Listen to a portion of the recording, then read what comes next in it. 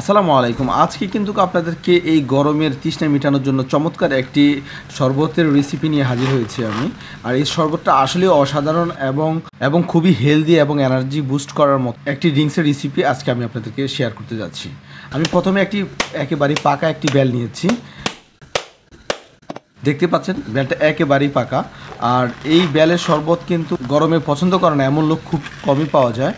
আমার খুবই ফেভারিট একটি ড্রিঙ্কস, এই গরমেই পাওয়া যায় এই বেলটা। যেহেতু আমি প্রথমে বেলের মাংসগুলো বেল থেকে বাইর করে নিয়েছি। এখানে যে জিনিসটা খেয়াল করবেন, বেলের ভিতরে স্কিনে লেগে থাকা যে মাংসগুলো থাকবে অবশ্যই সেগুলো ভালোভাবে একটা চামচ দিয়ে কাচিয়ে তুলতে হবে।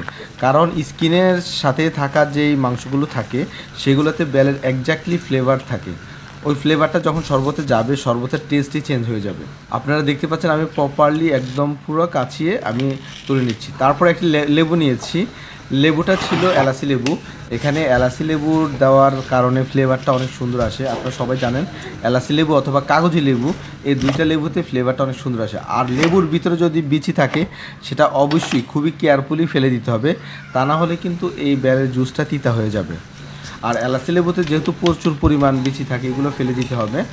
আর আপনারা অন্য যে কোনো লেবু ইউজ করতে পারেন, কোনো অসুবিধা নেই, তবে এই লেবুটা ইউজ করলে ফ্লেভারটা অনেক ভালো আসে। তারপর আমি নিয়েছি ফ্রেশ পুদিনা পাতা।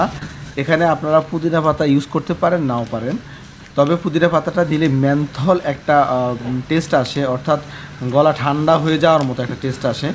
আর গরমের জন্য পুদিনা পাতা যথেষ্ট একটা হেল্পফুল ভেজিটেবল। আর এই পুদিনা পাতাতে অনেক ধরনের হেলদি গুণাবলীও আছে, সেটা আপনারা সবাই জানেন। তারপর আমি নিয়েছি ব্রাউন সুগার। এই ব্রাউন সুগারটা বড় বড় সুপার শপগুলোতে পাওয়া যায়, কেজি প্রায় 400 টাকার মতো নেয়। আমি ব্রাউন সুগার নিয়েছি 2 টেবিল স্পুন, আর অল্প একটু হানি দিয়েছি, মধু।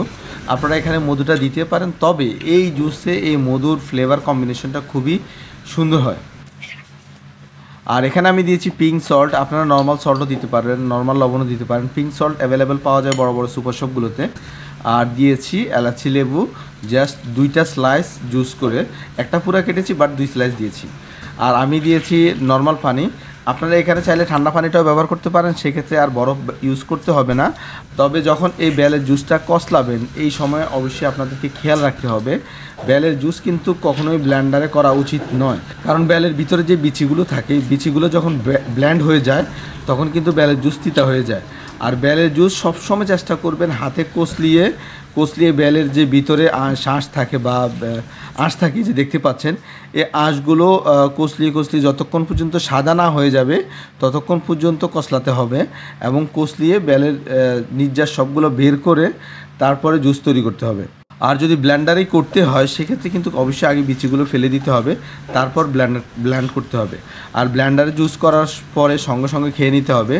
আর যদি 10 থেকে 15 মিনিট রেখে দেন সেক্ষেত্রে কিন্তু তিতা হওয়ার সম্ভাবনা মাস্ট বি থাকে।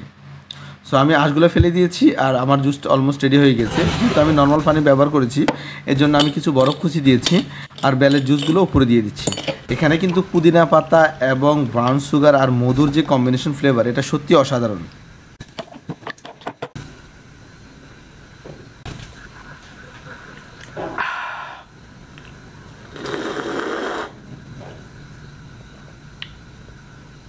Mmm.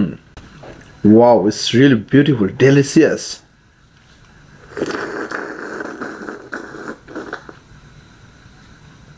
Mmm.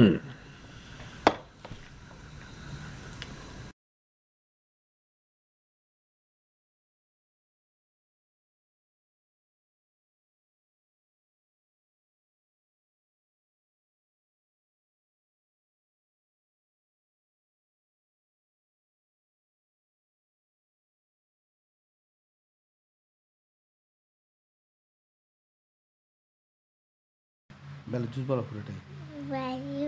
জুস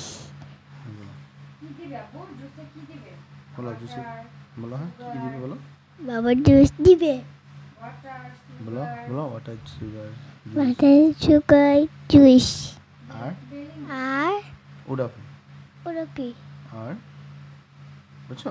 হ্যাঁ